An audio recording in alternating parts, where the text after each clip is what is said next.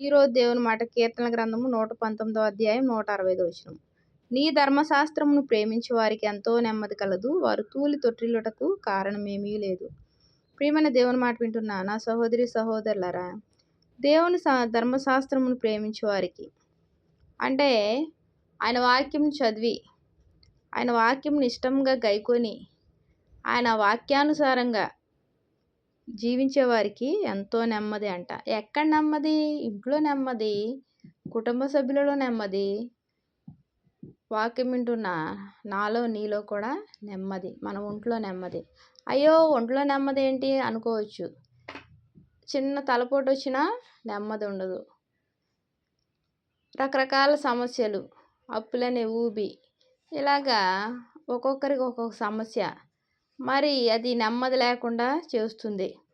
పరిస్థితులు, స్థితిగతులను బట్టి నెమ్మది ఉండదు. అయితే నెమ్మది కావాలని ప్రతి ఒక్కరూ కోరుకుంటారు. నెమ్మది కావాలి అంటే ఏం చేయాలి? ఆయన ధర్మశాస్త్రాన్ని ప్రేమించాలి, ఆయన వాక్యాన్ని గైకొనాలి, ఆయన యొక్క మాటకు లోబడి జీవించాలి. మరి ఈ రీతిగా ఉంటే ఎంతో నెమ్మది కలుగుతుంది. వారు తూలి తొట్టిల్లుటకు కారణమేమీ లేదు. మరలా దేవుని విడిచిపెట్టి వెళ్ళిపోవడానికి కారణం ఉండదు. ఎందుకు? దేవునిలో ఉన్నవారికి సమస్తము, పరిస్థితులన్నీ నెమ్మదిగా ఉంటాయి. సమస్తము దేవుడు సాధ్యపరుస్తూ ఉంటాడు. అసాధ్యమైనది ఏది వారికి కనపడదు.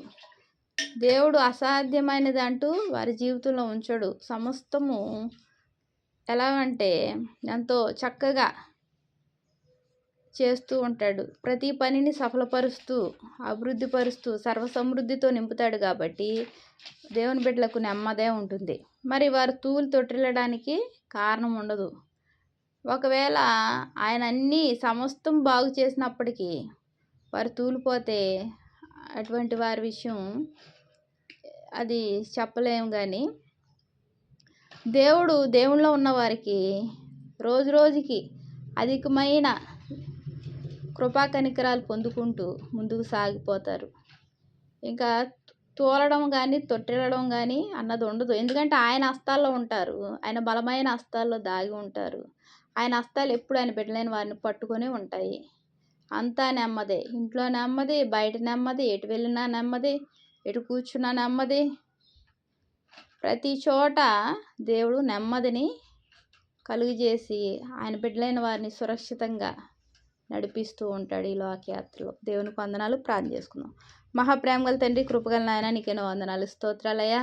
నీ ధర్మశాస్త్రమును ప్రేమించే వారికి ఎంతో నెమ్మది కలదన్నావయ్యా. అవును తండ్రి ప్రభా, నీ ధర్మశాస్త్రం ప్రేమించే కృపను తండ్రి నాయన నువ్వు అనుగ్రహించినందుకు వందనాలు చెల్లించుకుంటున్నానయ్యా. ఎప్పుడు నీ ధర్మశాస్త్రం విడవకుండా ధ్యానించుకునే శక్తిని మాకు ప్రసాదించండి అయ్యా. వాక్యం వింటున్న ప్రతి కుటుంబంలోనూ తండ్రి నెమ్మది అనుగ్రహించండి అయ్యా. సమాధాన పరిస్థితులను తొలగించండి ప్రభు నాయన. కృపగల దేవ, అన్ని విషయాల్లో అన్ని వేళల్లో ప్రభు నాయన నీ హస్తంలోను తండ్రి నెమ్మది కలిగిన వారమే జీవించి